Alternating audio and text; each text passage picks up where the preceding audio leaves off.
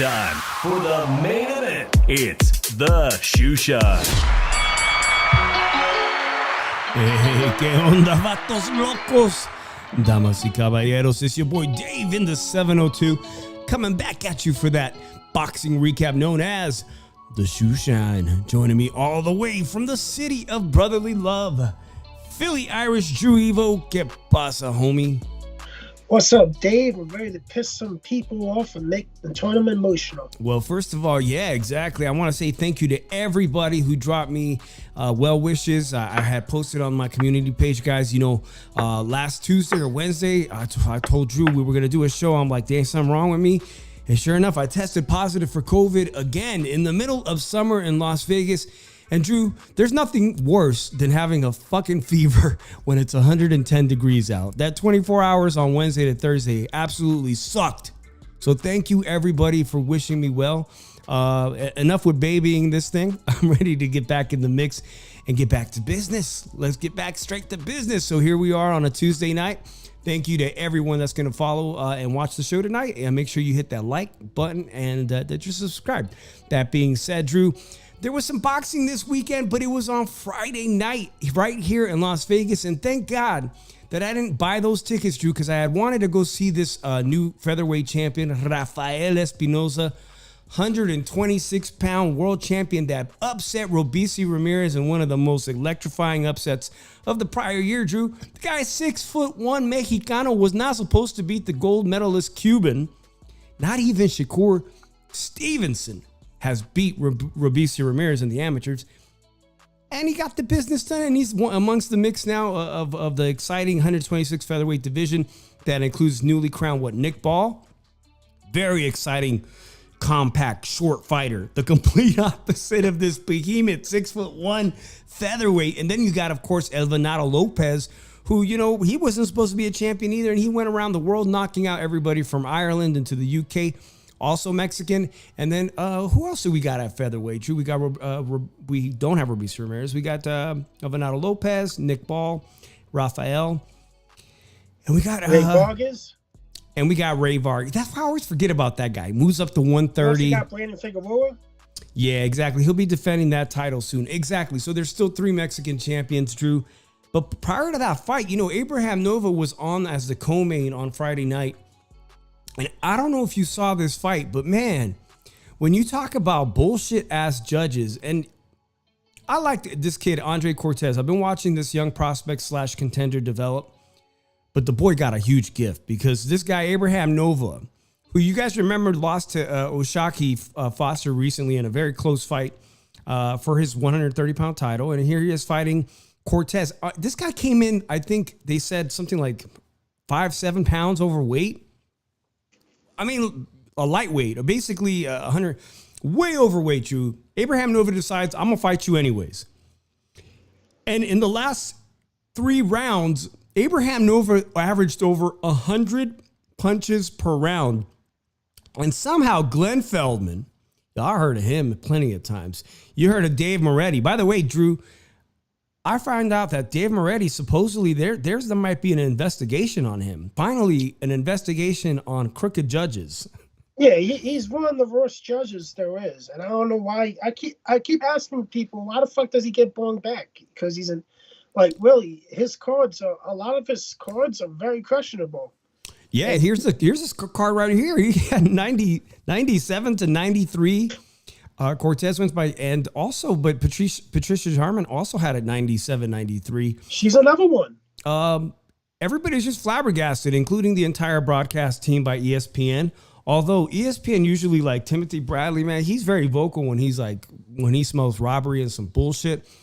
I don't know. They were kind of quiet about it. Everybody on the broadcast team knew that it was fucked up. But what bothers me more is when you lost. And yet they give you the gift and you go around parading as the boxer, as if you won. Like, oh, yeah, they got it right. Of course, Cortez is like, oh, they got it right. No, I had Nova winning the fight. Yeah. I had it 97-93 for Nova. Here's Mark Kriegel's scorecard on that one, 87 to 84, right, in favor of Nova. And like I was saying, even the last, what is it, 8, 9, 7, 8, 9. It doesn't look accurate there, but he threw over 100 punches per round in the last 3 rounds, which is an incredible, insane amount of punches. And yet on the scorecards, they didn't even give him some of those rounds. It's like they were just predetermined. Like the outcome was predetermined. Sucks big time for Nova, who I thought put on one of his best performances of recent memory. Yeah, I think judging, I really think some judges should not even be allowed to judge anymore. Like, and you got an investigation under him, and he's still judging while he's under investigation. No, that shouldn't be happening. And Patricia, I think she's another one. I think Dave Moretti is one of them too. And everything is, and like, there's a lot of bad judges and everything. A lot of them shouldn't even be judging anymore. I think the judging should be new blood a little bit. Younger people, more younger people getting the judging fights and everything. But sanctioning bodies allow the same people to judge, and they really don't. They are more associated with a platform, and that's it. Like, it's how it is. Like, it's just bad judge. It's just bad. Like that's why people call boxing corrupt a lot, because of the bad judging. Yeah, there's always seems to be really bad judging, but specifically, I was just flabbergasted on Friday night. I was like, here we go again. It's like, it's always a thing here in the sport of boxing with some crooked ass judging. But they got it right. Absolutely, in the main event, Drew, I absolutely got it right, because he didn't leave it up to nobody's hands. Obviously, I just talked about Rafael Espinoza, the newly crowned champion at 126, who was defending his title against a little unknown Mexican guy from, I believe they said he was from Oaxaca. I'm sure his name was Sergio Chirino. He just showed to be completely outclassed, did not belong in the ring with the fighter from Guadalajara. And I don't know how, as a featherweight, how Robeisy Ramirez was able to drop him, period, because he dropped that guy. He dropped Espinoza in their title fight. How's anybody else going to deal with his size? I mean, like, bro, he's talking about, everybody wants Inoue, including Elvinado Lopez was been saying for weeks, when you're ready to come up here, champ, come on, let me get a crack at you first. Everybody wants to fight Inoue. But for a guy that's 6'1" to be like, I can't wait for you, Inoue, to come up here. It's a sweepstakes. That's what they're calling it now. He's going to be a popular sweepstakes going around for these underweight boxers now. So who gets him, it really depends on if or when he moves up and everything. I think Top Rank will have the choice to talk to him and his other promoter about who's willing to come to Japan to fight him. Right. He got it right. That division continues to be exciting. I'm very happy to announce that I know that a friend of our show from Salinas, Ruben Villa, will be fighting in July at the Palms. He's a guy, a featherweight contender that Top Rank has signed. He's won all his fights so far on Top Rank, except for the famous one, Drew, that everybody might remember from the pandemic, when he got a shot to fight Navarrete, who was the beast at 126, and came up short in that fight. But here he is fighting again in July. I'm excited for that. And like I said, man, I'm glad I didn't go to this fight this past weekend, because I was down and out, man. I would have just had to have given my tickets away. That being said, was there any more takeaways from that Top Rank card you had, Drew? I've yet to go to that new casino. Yeah, that was it. That was it for this weekend. I think let the real entertainment begin. Oh, man. Well, actually, we were going to come back before I got COVID last week with the big news, because you and I were waiting for the official announcement on the Ryan Garcia suspension by the New York State Athletic Commission.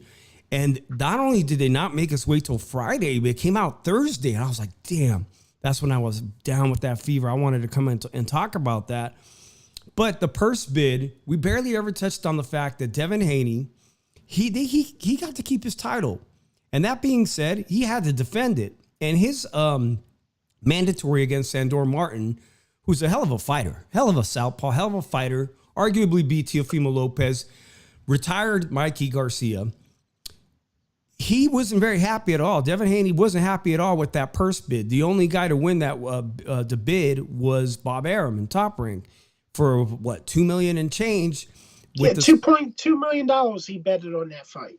And with the split, you know, what was it going to come out to, like 1.6? Well, here's the thing: Devin got paid 1.6. Sandor will get paid $800,000. And he wasn't buying that. He wasn't too happy at all, which just goes to show, guys, in the same fucking week, excuse my language, guys, in the same week that Ryan Garcia finally gets handed his suspension, the 1-year suspension that's retroactive back to the day of the fight. So it's actually only like 10 months. Devin Haney realizes and has to come to grips with the fact that his brand was completely destroyed by Ryan Garcia. His brand was destroyed, and it's nothing he can do to take it back. All these things circulating that he's asking YouTube, that he's asking DAZN to remove videos of the ass whooping. You can't take back what was already seen. Like unfortunately, he had accepted the money to fight Ryan Garcia overweight. Remember that? He said, okay, I'll take the money and we'll move on. I don't think we can blame Ryan Garcia for this. I think this is all Devin's doing. Interesting. Okay. Because if you look at it, Devin is the one that signed the contract to fight him overweight. Number two, when you rehydrate it, let's be honest, man. Let's be honest. Devin Haney rated 5 pounds more than Ryan Garcia in the night of that fight. Devin Haney actually was overweight of the rehydration clause. And here's the thing. There's a rehydration. You in the athletic division, you are not allowed to weigh over a certain amount. Devin Haney rehydrated 25 pounds that night, overnight. That is illegal. The limit is 20 in New York. And he weighed in 5 pounds over the limit, and they pushed it to the side because of this drug thing. But here's the thing. We're not going to do it that because Devin Haney, this was Devin Haney's own doing, because Devin Haney chose to fight Ryan Garcia when Ryan Garcia was 3 pounds overweight. He signed that contract. He said, I'll fight him still. That's his own fucking doing. Number two, it's not Ryan Garcia's fault that Devin Haney acted like a bitch the whole fucking time and everything. Because he acted like a fucking bitch the whole fucking time. And then it's not Ryan Garcia's fault that Devin Haney wanted to be a bigger bitch and threaten legal action if the DAZN and YouTube didn't remove that footage of that fight. And here is the kicker. Devin Haney just ducked Sandor Martin. Yeah, that is the big news. That's actually quite the shock to me, Drew, because today I was watching Pro Box just a few hours ago, and I was watching their take on the whole situation. Guys, all right, so here's the big news. Devin Haney has been named champion in recess by the WBC. I don't know why. Come on. You think he should have just been stripped? Basically, he refused the purse bid. He's not happy with the amount of money to fight Sandor Martin. Sandor Martin is a live dog. Sandor Martin could be a complete spoiler. Sandor Martin is not an easy fight. Not only can he box as a southpaw, but he dropped Teofimo, right? Am I wrong that he has enough pop to crack you and drop you? This isn't it's not an easy fight to come back from when you've just been manhandled by Ryan Garcia and you've got no confidence. Maybe you've got to rebuild your confidence in the ring. And maybe you even sustained some permanent, psychological damage or maybe even some concussive damage to the brain. Not an easy fight to come back from, Drew. So was it strictly like, it's not enough money for me to take the risk against Sandor Martin because Sandor Martin, he ain't on my level as far as popularity, as far as marketability. Like, I know he could fight, and that's why I don't want to fight him for that amount of money.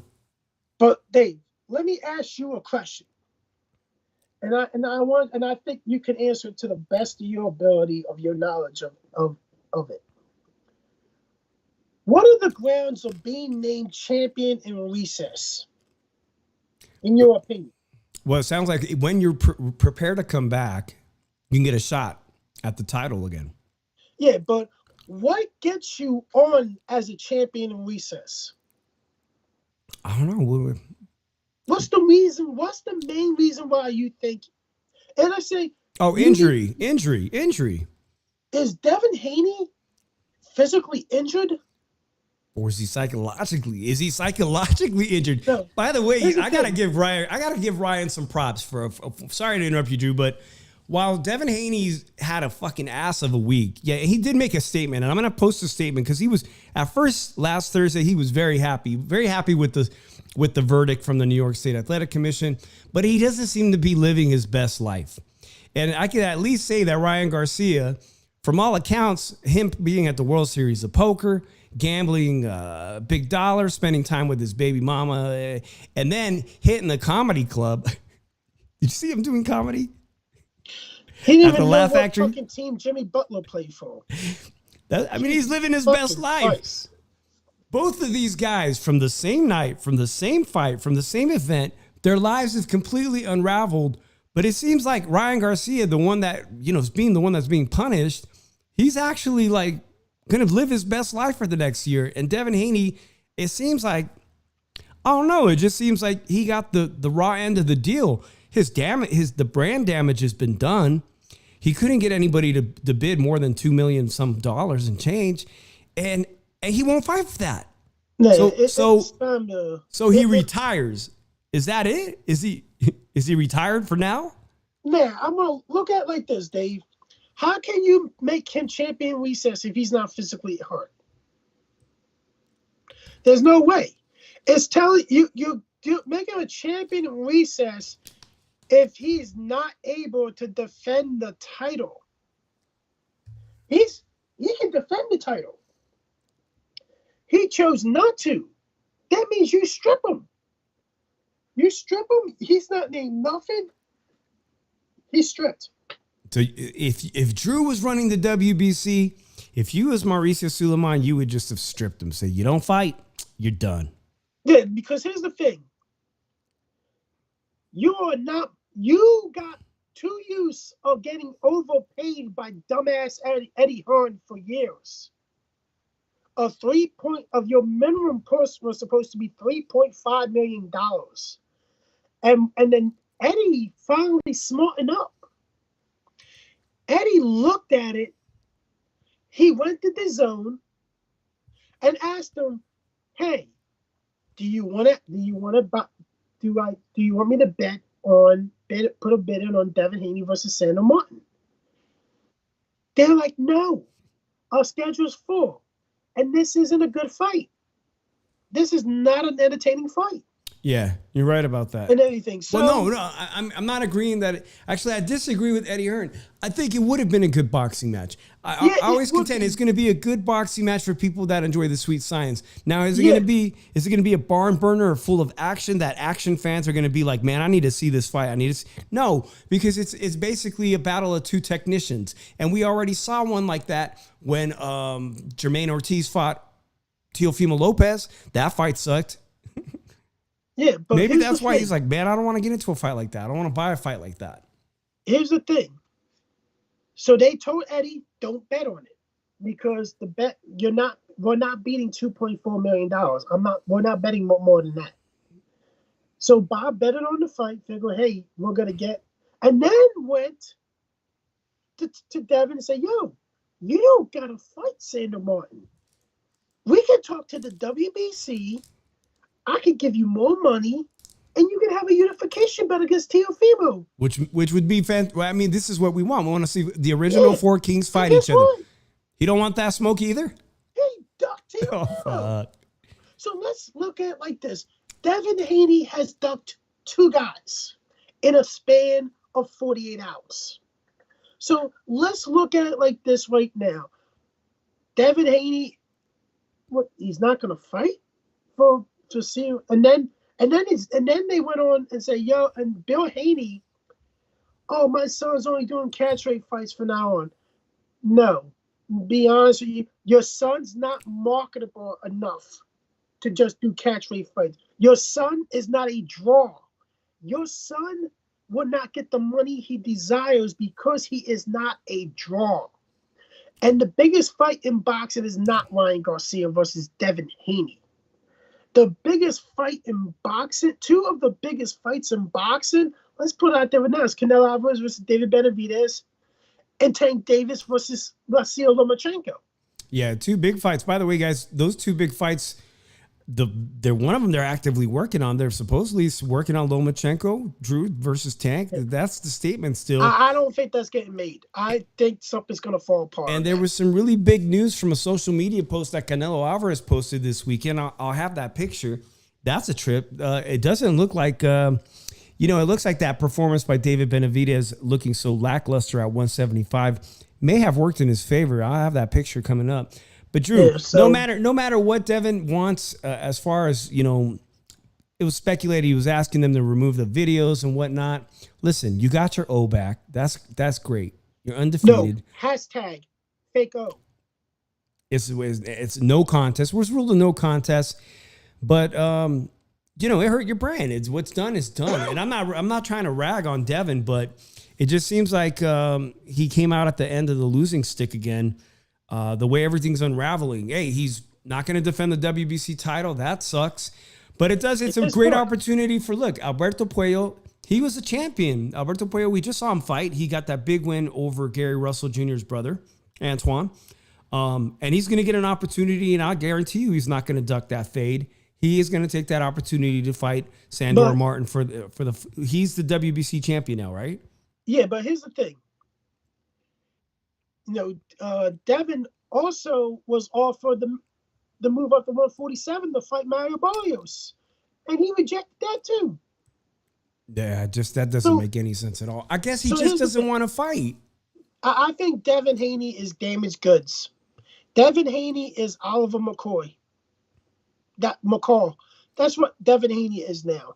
He is in that state. And to tell you the truth, Devin Haney, the way Devin Haney reacted acted during this whole situation, it's weak-minded. I'm sorry, it's weak-minded. He acted like a bitch the whole fucking time.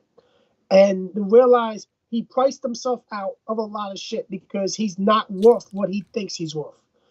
And Devin Haney now is sitting on not making money potentially for a year now, though never again as a boxer and everything. And Willie, Ryan Garcia can actually fight outside the U.S. if he chooses to. He's not allowed to fight in the U.S. for a year. So 2025, he will be back. And what's going to happen? Well, he can fight in April. He can fight in April of 2025. He can get into camp as early as February, and he's probably just gonna enjoy his time off and come back. But and maybe get the last laugh. It sucks. And by the way, I'm not hating on San Francisco-born Devin Haney. Shout out to Just Dwayne just joined us and says Haney has nowhere to turn. He doesn't have power or a chin at 140, and he definitely doesn't have power chin at 147. And Dwayne, I have to agree with you. I was always concerned about Haney moving up to welterweight, even though he has the size, even though he weighed 165 for the Regis Prograis fight on fight night, even though he probably weighed 165 against Ryan Garcia, he just doesn't seem to have the power, even at 140, to beat the top guys if he doesn't outbox them. And once you get to 147, come on, man, we're gonna see the best. We're gonna see the best of. We're gonna see the best of the division next month in Jerome Boots Ennis, and that dude's got power for days in both hands. Here's the thing with Devin.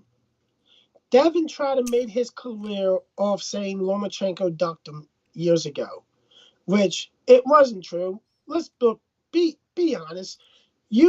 Eddie or Bob couldn't agree on which fighter was going where to fight the other one. And number two, Loma took a more dangerous. You are a nobody. Loma took a more dangerous fight and fight the uprising Teofimo Lopez and everything.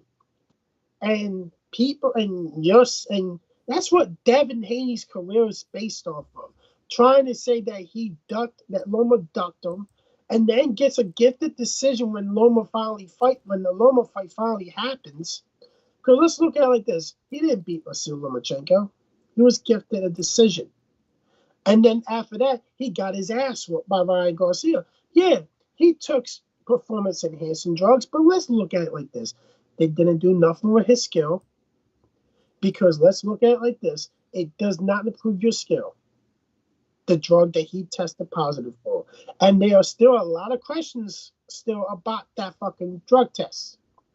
And basically, Devin Haney was exposed. Devin Haney couldn't defend a simple left hook that night. So let's look at it like this. Devin Haney moves up to 140. We talked about this, Dave. We both said Devin Haney doesn't have the power to be at 140. But he proved that. But here's the thing. Excuse me. Right, and initially, he proved us wrong, because in that performance in San Francisco, he dropped Regis Prograis, the former champ, but here's the thing. Three times. But here's the question. But here's the thing about that. There was rumors that Devin Haney was over what rehydration rate and weighed in over 165 pounds for that fight overnight. Did you know the IBF has a 10-pound rehydration limit?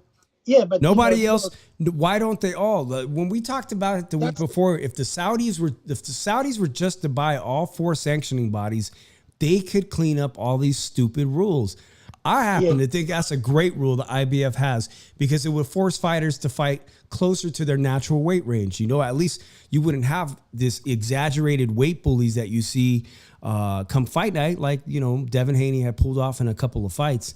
Maybe we won't see that anymore. Drew, I just put up the super lightweight champions division. This shit is insane, because 2 of these guys just became champs in the last 2 weeks. This wasn't even the landscape. You know, Devin Haney was up here. We had Matias from Puerto Rico, and nobody thought that Matias, well, there were some people out there who I have to give credit to that said he was probably not the dark horse of the division. I thought he was going to be the guy, and he wasn't the guy. And he doesn't make any excuses. Now we got Liam Paro from Australia, who did an amazing job of going into the backyard of Matias and schooling him. Then you got Alberto Puello, who's never lost, who was the former champion, only lost his title because of PEDs. Remember, he was on enclomiphene. He's back in business, and he's being tested extensively now. Now he's under the WBC. He's got to succumb to the WBC clean boxing program. Teofimo Lopez. Is Teofimo fighting? Guys, is Teofimo fighting this weekend? I think he's fighting next week. Yeah, Steve Claggett in Florida. All of a sudden I'm reading all this shit. Oh, you never watched Steve Claggett fight, man. You don't realize what a dangerous guy he's going to be for Teal. It's going to be real dangerous. And yet I saw, I'm not trying to hate, man, but I saw that the tickets are still on sale for $25 in Florida for the Teofimo fight. That's pathetic. Let's look at it like this. That's a pushover fight. That's a showcase fight. That's what it's supposed to be, but hey, you never know. Every once in a while, we get surprised by the guy who's supposed to come in there to be a showcase opponent. And if y'all on the internet are saying what is going to be factual, is that Steve Claggett is a 35-year-old guy who has no, he has no high mileage, and he's coming in to surprise everybody. I don't know, man. We'll see about that coming up. But there it is. You got Isaac Cruz, Teofimo Lopez, and then you got the real dark horse of the 140 division to me is Gervonta Tank Davis. If Gervonta Tank Davis decides to move up, instantly gets a shot at Isaac Cruz's WBA title, a rematch that I think that rematch sells. Dave, I think he don't fight no more. I think he moves up to 140 for Isaac. It's for, you know what? I wouldn't hate on that though. I know a lot of people want to see him clean out 135. I think right now is probably the closest we'll ever get to finally seeing Gervonta Tank Davis become undisputed. Cliff Star, shout out to Cliff Star, says Tank over everyone. And I think this is the perfect time in the landscape of the lightweight division for Tank Davis to do exactly that, to start by taking on the Ukrainian, who's the weakest. But there's 2 Ukrainians. I'm not talking about Loma. I'm talking about Baranchek. I'm talking about his partner, Boranchek. Baranchek, yeah. Baranchek, Baranchek. I think that would be an option, and I think Isaac will be an option. I don't think the Loma fight's gonna fall apart. I'm sure there's people who are going to think I'm crazy, but I think Tank Davis beats Shakur Stevenson if he got an opportunity. Let's look. I'm gonna have to say something about Shakur Stevenson. Shakur Stevenson is one reason why Shakur Stevenson is being mentioned is because he's using names like Tank Davis, Haney, Lomachenko as for clout to get him noticed. Because his win walk ain't doing shit for him. He's not engaging nobody. And then if we look at it, Shakur's gonna have to eventually fight one of these guys. Now, I'm gonna be honest. I think Tank should have started fighting guys like this a couple of years ago. I think guys that are in their career, that are beating guys and everything in their career and have a lot of promise and everything. But that question will always be, when are they going to fight someone big? Drew, I think we were talking privately, and you said, okay, he's following the Floyd blueprint of waiting till everybody aged out. But he was under the advisement of Floyd as his advisor and Al Heyman for so many years. And now he's split ways, and now he's calling his own shots. Now I really hope this fight comes to fruition. They say, Bob says he's making it happen this week. They are negotiating with Tank to make that Loma versus Tank fight happen. I don't think the fight's going to happen. I'm going to tell you that right now. I think the fight falls apart. I think he's either going to fight Barachick or go up to 140 to fight Isaac Cruz. But here's the thing. Tank is about to be 30 years old. And he's finally getting ready to be willing to fight. He ain't never been in a war, though. He ain't never been in a war. And here's the other issue. Here's another issue. He's fucking inactive like a motherfucker. And tell you the truth, inactivity, be a guy that's more active than you normally has more of an advantage. And let's look at it like this. I think like, people weigh it out, like, when it comes to Boo Boo Andre. Boo Boo Andre had all this, people were ducking him, but they were going to wait, and the thing is, somebody's going to wait him out and fight him. And he waited until he was out of his prime and fought somebody, David Benavidez. Benavidez destroyed him and everything. But I think Tank is going to be 30 years old, and Tank is unfortunately may fall into that same category as waited far too long to step up finally to fight an elite fighter and everything, and a guy that he aged out beats him, and not only beats him, but beats him bad, because people are bringing up the fact Loma's too old again. Tank has problems with small guys. Tank cannot weight train Loma. Tank looked weight trained in that weigh-in with Frank Martin. So did Frank Martin.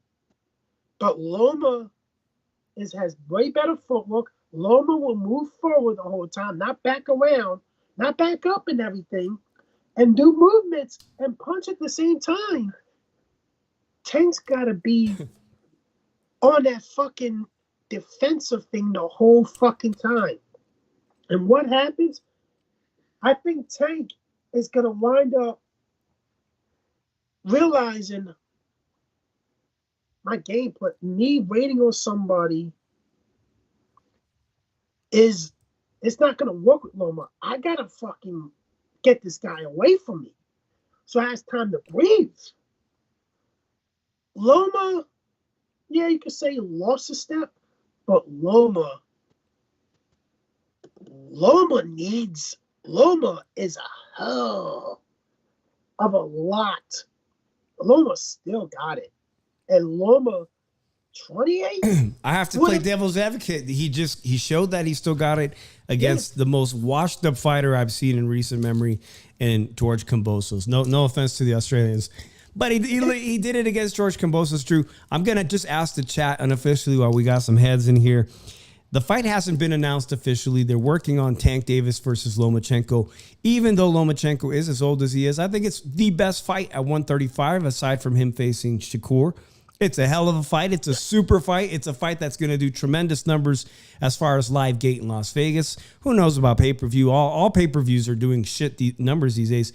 It's a hell of a fight. So what up, guys and ladies? Let me know in the chat. Do you think Lomachenko at his age, in his mid-30s, still has enough to beat Tank? Or does Tank counterpunch him and hit him with the hardest shot he's ever seen in his life? And will we finally see Loma on the floor? Let's look at Loma's been on the floor before, by the way, Dave. Oh, he has? By who? But let's look at it like this. Wow. I don't think Davis is gonna corner Loma.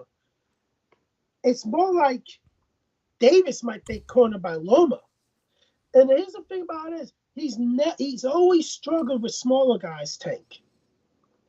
And I'm gonna say this right now, man. When if that fight does get made and that line opens, I'm going to put a bet on Loma by late stoppage. And then this fight, I wish Nando was here because I got his favorite line on cut and pace for him when he gets here. And the thing about it is, inactivity is a disadvantage for a fighter. And Tank is not really an active fighter. Let's look at it like this. Tank Davis, Loma has no power. How is he knocking out people then? Come on, bro. I'm gonna just go with your Drew. You gotta stop engaging our chat. I know. Let the chat do its thing. I gotta call out stupid take. Well, it's his opinion. Let the chat do their thing and move on with your point, because your points are great. You know, for somebody who's supporting Lomachenko in this instance. But again, there's always gonna be the other side of the fence that doesn't necessarily agree with us or you on that statement. And by the way, there's people in here, Drew, that just pointed out Keenan. Shout out to Keenan, says, hey, I'm black, but I still support the better fighter, Loma. So there's no bias in here by even people in our chat, guys. Hey, I appreciate everybody who's just joined us. It's the Shoe Shine. We get down every Monday and recap the sport of boxing. And we also do a football talk show when football season gets here. So make sure you have subscribed and hit that like. And shout out to everybody just joining us. Appreciate you guys here. Not sure what happened to Drew. He walked away for a moment, but we were on the subject of the 140-pound champions. Obviously, Devin Haney is champion in recess, and that changes the entire landscape. And there's a former champion, guys, Jose Ramirez of Fresno. He can't seem to get the big fights he wanted. He signed with Golden Boy. And Arnold Barboza, who just got a gift decision, in my opinion, love the guy. Arnold's been on our show. Shout out to everybody from El Monte, California. I don't think he'd necessarily deserve that nod. And a lot of you guys who saw that last fight against that Irish man who came all the way to New York to fight him thought that maybe that Irish guy deserved the nod. He didn't. And that's the way the show started today. We saw some really shitty scorecards in Las Vegas this past Friday. But these two guys need to find somebody to fight. And it looks like Oscar's going to just make this fight in-house because Arnold Barboza Jr. is ranked number 1 by the WBO. I seen him get into it with Teofimo in January at the Virgin Hotel in Las Vegas in the freaking hallways of the casino. Those two. Teofimo does not want to fight Arnold Barboza. He is not going to fight this guy unless he is forced, unless the WBO says, fight him or we strip you. It ain't going to happen. He don't want to fight Arnold. Now we got these two Chicanos, one from El Monte, California, and of course, former champion Jose Ramirez from Fresno. It looks like they're setting up to have a potential super fight, maybe in Fresno. Of course, Jose Ramirez can always sell out 15,000 plus seats. What do you guys think of this fight? Two Chicanos, one from Fresno, one from El Monte, and both on Golden Boy's roster. One a former champion and one a guy who's undefeated in Arnold Barboza, who's been trying to get a title shot for, God, 5 years, it seems like. He's been just trying as hard as he can to get it. And finally, it looks like these two guys. Keenan also says the guy who B. Russell looked great, Alberto Puello. Yeah, he is the former 140-pound champion. He was stripped of his title. And we're talking about Puello right here. Puello, shout out to Puello. Puello actually used to train. You guys know I'm originally from the San Jose area, and he used to train with famed, was it 2022's Trainer of the Year, and Bob Santos, who represents San Jose, California, the 408, and now him and his son make their way here. But he trained him when he first got that championship at 140, only to have that title stripped over PEDs, guys. He got busted for PEDs. He didn't lose his title in the ring. He's undefeated. And my co-host is back, Drew. Hey, Drew, I was just talking about if you had heard that Jose Ramirez and Arnold Barboza Jr., it looks like they're going to end up fighting each other this fall. Let's look at it right here about Arnold Barboza. Mavic, I'm going to piss some people off. Loma by late stoppage. And then all the Tank fanboys can make excuses why Tank lost. By stoppage. That is a wild. That's a wild pick. And then we can see egg-shaped weights in his gloves, and they're gonna have another girl do a voodoo shit on YouTube and everything. Then we're gonna have some other people call another black guy a C word and S word or fucking PM word and everything. Every racist book name in the book, because tell you the truth, those motherfuckers are so fucked up to each other. Because they support they're very unbiased towards their opinions on boxing, and the other ones use race, and that's fucked up. I'm sorry to get off subject, but hey, I got a question for you. Have you seen if they've already opened up odds, even though the fight's not official? Do they have some kind of odds for Tank versus Loma? Sometimes they open up odds early. No, I don't see it, but I would think Tank would be a slight favorite. All right. Well, at least you admit that. By the way, there is some more news. Speaking of champions being stripped, forced to fight mother effers and whatnot, this is pretty big news because we talked about it for a long time. You know, the undisputed heavyweight king, Usyk, beats Tyson Fury and was probably one of the best performances of the year, fight of the year candidates for sure. And he ain't undisputed anymore. I thought they was fight of you. And this is crazy. This is wild. But Usyk is no longer undisputed as of today. He relinquished it. It was, I guess, the IBF asked him for it, and he said, "Well, just fucking take it already here." So this is obviously a big deal for the rematch because even if Tyson Fury avenges his loss, he will never be able to say I was undisputed. Unless he beats Usyk and then beats the winner of Dubois. Dubois is going to get a crack at it, right? Here's the thing. Yeah, Dubois is going to fight AJ for the IBS strap. But let's look at it like this. Tyson Fury has actually held every version of the heavyweight title. Not all at the same time, but including Lineal and everything. So if you look at it, I think the IBF should be sued because, tell you the truth, the contract says undisputed, rematch, undisputed. The IBF agreed that the belt will be on the line too. When that happened, you stripped them. You should be sued for breach of contract. Because here's the thing. Usyk gave them the IBF belt to give to the winner, Usyk, the winner of Dubois, and AJ knowing that, hey, AJ, you can have this because you're never gonna beat me for it because you didn't beat me at all both times, and Dubois, you're not gonna beat me either because I already beat you already. You crit against me. So let's look at it like this: these are the two guys fighting for the IBF title because they got a free belt. They're gonna have a free belt because they don't have to fight Usyk. And Dave, we gotta realize something right now, man.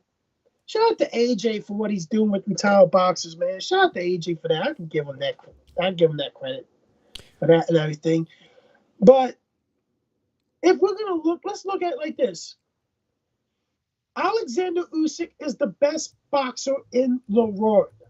He is the pound for pound number one fighter in the world, and there is no fucking dispute about it. But let's look at it like this. He did it out of his prime.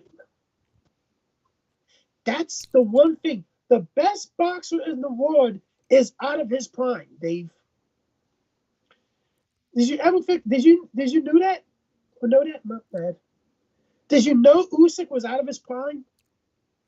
According to who? According to everybody in his age. When you're over 35, you're technically out of your prime. But the internet definitely thinks anybody in their 30s is over. Forget what, Jude, you just wait till you turn 40. See what they say about you. Oh, shit. Oh, Dave, I'm always going to be in my prime. Chicano says Fury's out of his prime, too. Oh, man. But here's the thing. Actually, Fury's 34, I think. And Fury, I'm sorry, but the Usyk has already made point that he intends to fight all the way up until the age of 40. And we've seen plenty of heavyweights, including Zhilei Zhang, have a lot of success right up until 40 plus. So that one division where you can, if you space out these wars, last one to your 40s. I got another good question for you. Usyk says he's going to fight until 40, right? Here's the question. Do you think he clears 30 wins by the time he retires? Yeah, I think he does. How many is he at now? 22 wins. So you got to realize he has to fight. Oh, that's a lot of activity. That's 2 to 3 fights per year. Yeah, Just Dwayne brings up a great point. He says everybody's prime is different. If you drink and do drugs, your prime's not going to last as long. And not to take anything away from Deontay Wilder, but it seems like his prime came a lot sooner too. Yeah. But if you look at it like this, Usyk will have to fight 3 times a year to reach 30 wins, to reach 30 professional fights. And if we look at it like this, can it be done? Yes. Depending on who he fights. But like, I hesitate. I don't think Usyk's gonna be Usyk's gonna be unified champion until he retires. Unless there's a mandatory that gotta fucking you want to watch his fight and everything, and then he just gives the belt up. Or just says, hey, I'm gonna keep one belt. I'm going to be called literal champion, too, so I'll keep the Ring magazine, make me the literal champion. I'll even keep the IBO belt and everything. Let's let me keep one of those real sexy body belts, and you guys can have the rest. I'll fight you guys probably in unification, just take them back again, but, But I think if Fury doesn't beat Usyk, I think Fury retires. I think Fury's on the way out. I don't think he beats Usyk again. I think Fury's on the way out. AJ is not going to beat Dubois. I'm going to tell you this. I'm calling upset. I think Daniel Dubois is going to knock AJ out. I wouldn't be surprised. Guys, if you follow the heavyweight sport, let us know. Do you think Daniel Dubois has a chance to upset AJ? I'm going to be moving on, Drew, now. I got a couple of other news items I wanted to bring up in the sport of boxing. One for a big fight in August. We saw Virgil Ortiz fight twice this year. I saw him fight, like I just mentioned. I was at that fight in January at the Virgin. It was against a sham of an opponent. I think Rick Glazer found this guy from Nigeria, I believe. That fight lasted like 30 seconds, man. I was pissed, man. Even Sonteo Media was there with me. We're like, damn, the fight is over. We came to see his debut at 154, and we were very excited because the Saudis had said, hey, we're going to get Tim Tszyu and Virgil Ortiz, two of the biggest beasts. Tim Tszyu just off that big loss with the big gash on his head, losing his title to Fundora in March.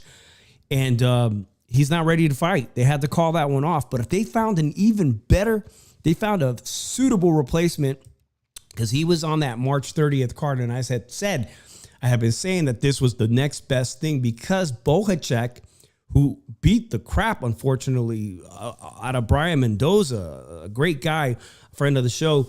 Bohacek has an interim title, Drew, and this looks like it's almost a done deal, according to Mike Hoppinger, for August the 10th in Las Vegas.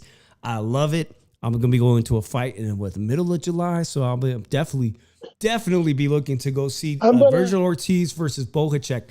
Now, these are two power punchers, Drew, but Virgil can box too. So this one, I'm not going to be surprised, Drew. What do you feel? What are you feeling about this one? I'm picking Bohacek to win. They're just gonna say you just be hating on all the Latinos today. No, here's the thing. Him getting these soft touches. He had two very soft, easy touches at 154. Like the best two fighters that he's fought in was Michael McKingston and Booker. Booker is a solid win. That was a good win. And the dude moved up in weight. And the dude moved up from 140. So McKingston's not a puncher and anything. He's a boxer, but he caused a little bit of issue with Virgil and everything. I really want to see. Here's the thing: he's finally going to fight a puncher at a bigger weight class, and this guy's used to being at this weight class. I'm picking Bohacek by stoppage. Man, that would be that. You said you used the word today, exposed. So that Haney got exposed. That would be an expose if Virgil Ortiz loses to Bohacek, because Bohacek has been knocked out. Now, that's where I worry for him.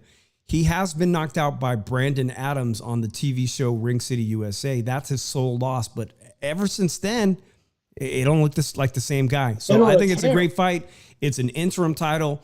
The winner of that gets a shot at either eventually Terrence Crawford or potentially the Towering Inferno.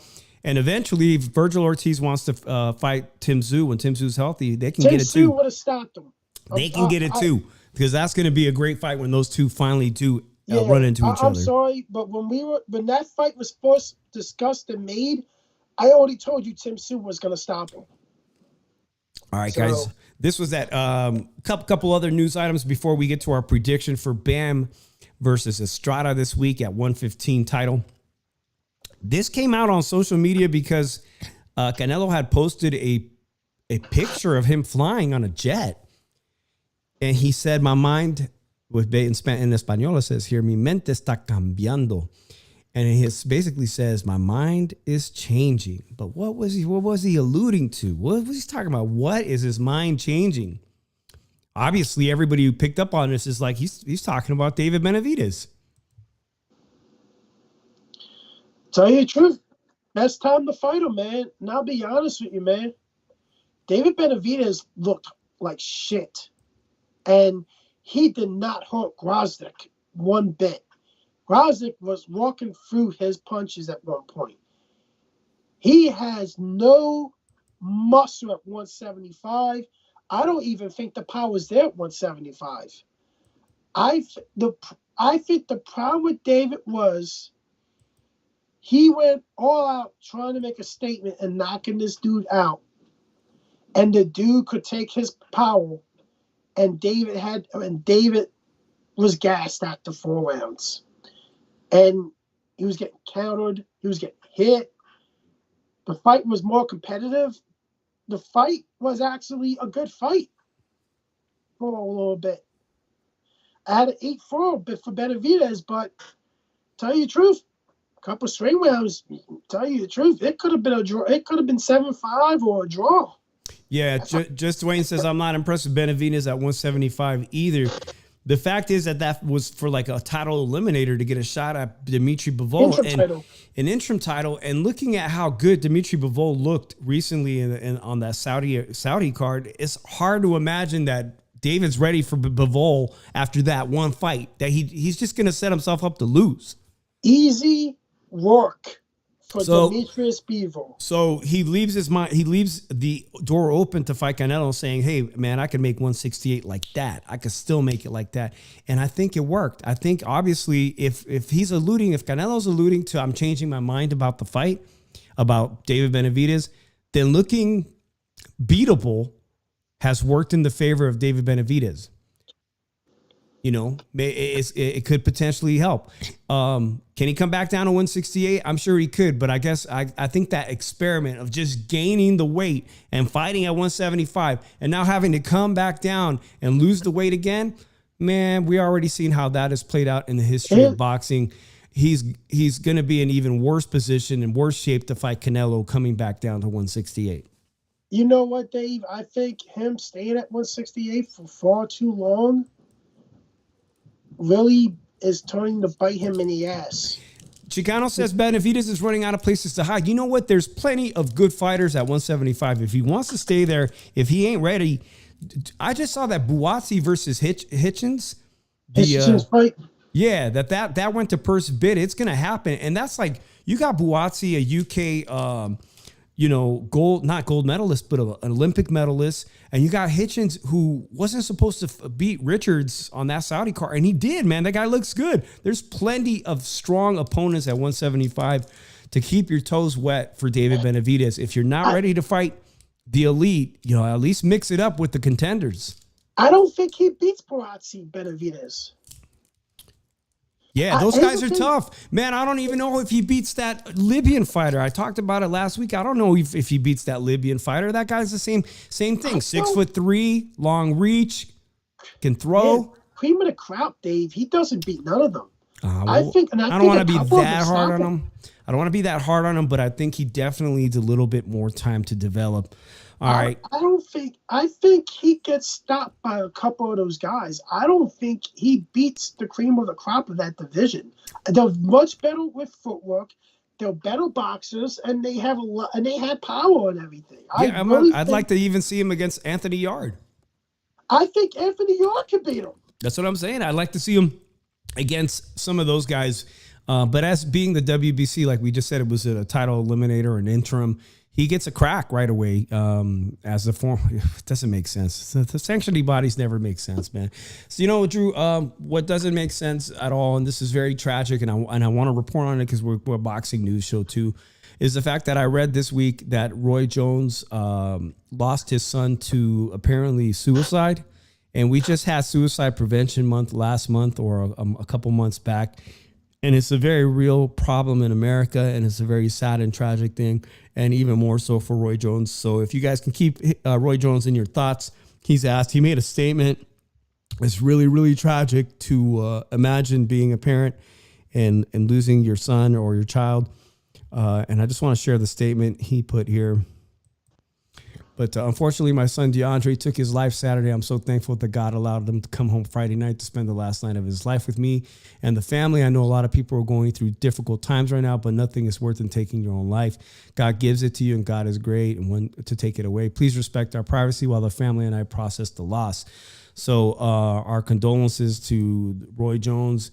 And yeah, man, if you, I know that there's people out there, including people in my own family that maybe are struggling with mental health issues, and always, reach out to your family and see how they're doing. And I'm guilty of that myself, that I need to reach out to family members too that might be struggling, because that's the last thing you want to be, is in that position to hear news like that. Devastating news, right, Drew?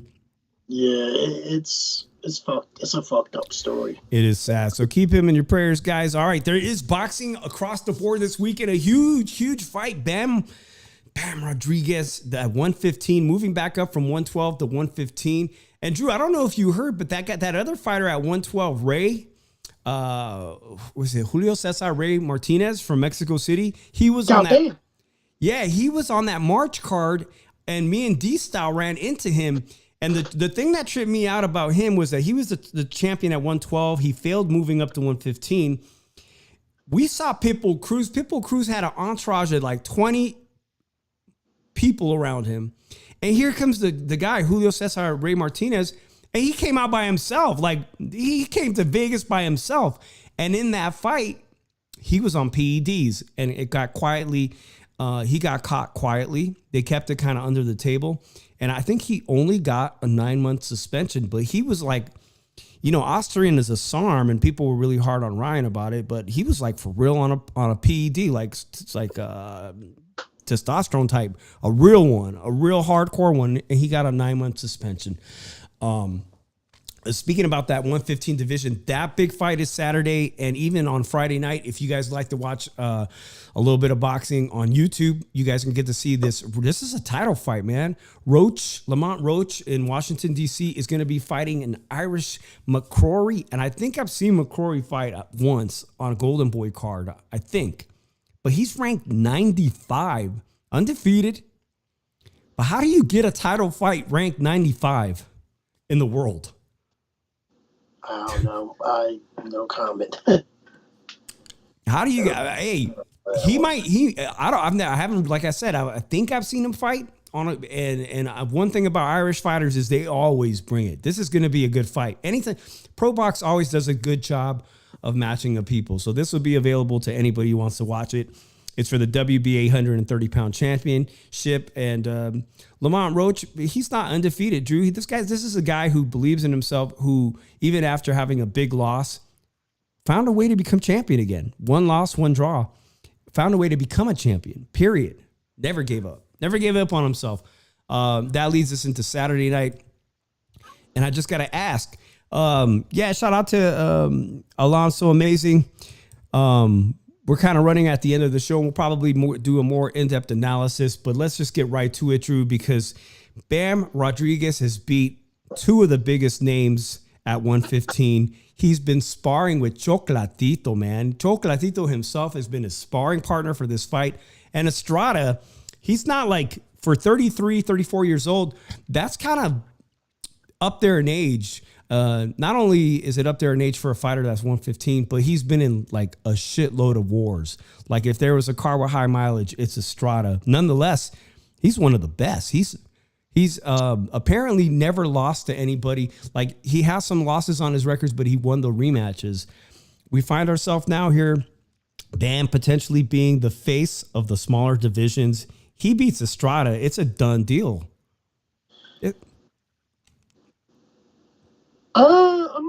I'm picking Estrada to win.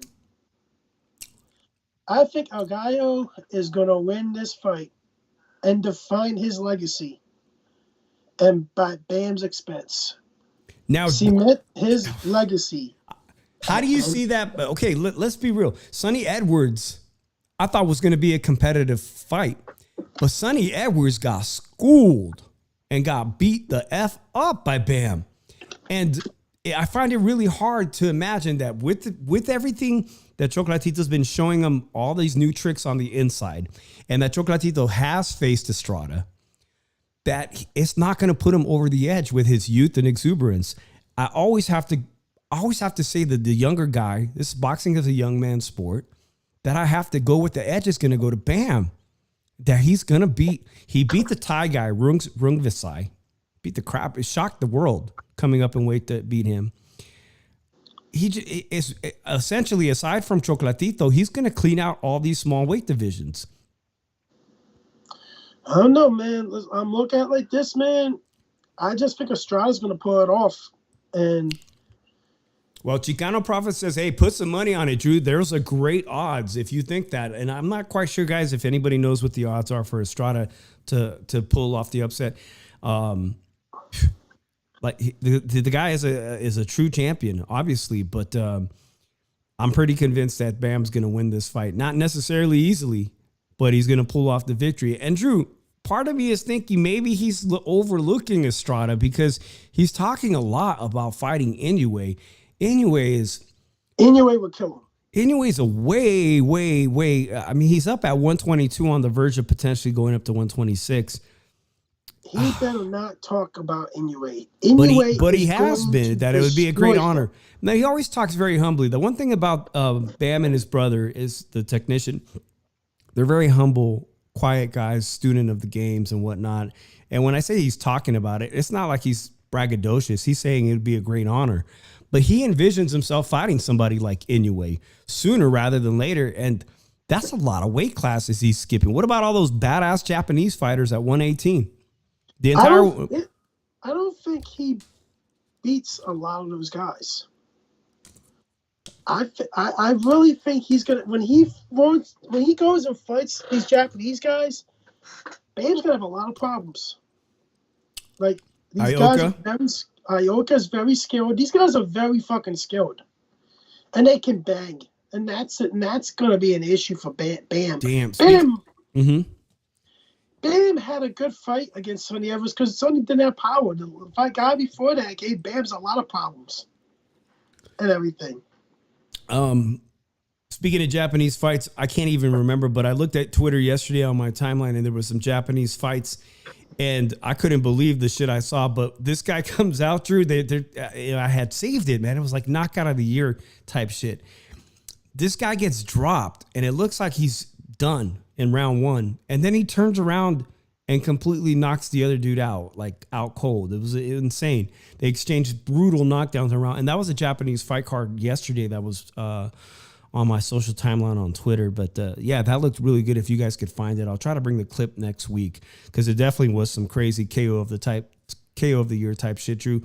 For now, Bam doesn't really have to worry about those killers at 118. But if he thinks he's going to fight the ultimate Japanese killer in the monster anyway, he's got to make a stop at 118. And like you said, man, Ioka, there's a lot of great fighters at 118. But I think this weekend, Bam's going to cement himself as the best 115-pound fighter. Where does that leave his brother, though, man? You know, wasn't his brother the champion at 115? He retired. Bam's brother retired. He'd been retired. Already? The hell? Yeah. Franco? Yeah. That's nuts. Yeah, Wile E. Coyote says anyway he should call himself Godzilla. Oh, Gazuki. Yeah, that definitely would be a good one. Hey, guys, I appreciate it. Everybody that wished me well. You guys can tell I'm not fully recovered from that dumbass C word. I'm doing my best. Hopefully, I'll be back 100%. If we can get a better, my voice back, we'll do another shot at this preview card because there's a lot of great fights on that card, the Bam Estrada card. Thank you to all the new people that joined us. Don't forget to hit that subscribe button. We appreciate having you guys back. I'm Dave in the 702, Philly Irish Drew, Evo Drew. I heard you got a date. Some. And we'll talk about it later. Yeah, we might talk about that next week on the show. Peace out to everybody. I appreciate you guys. I'm Dave in the 7-2 Philly Irish. We're out. Peace.